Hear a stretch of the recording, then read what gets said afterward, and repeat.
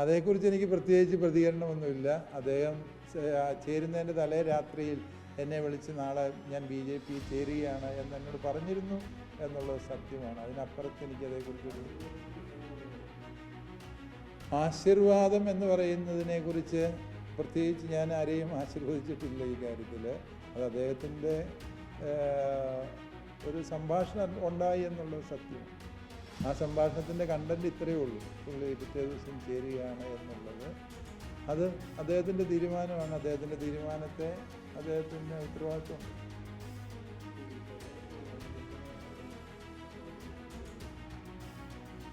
തീർച്ചയായും കർഷകൻ്റെ വിഷയങ്ങളെ അഭിസംബോധന ചെയ്യാതെ ഒരു സർക്കാരിനും മുന്നോട്ട് പോകാനാവില്ല. കർഷകർ അത്രയേറെ രോഷത്തിലാണ്.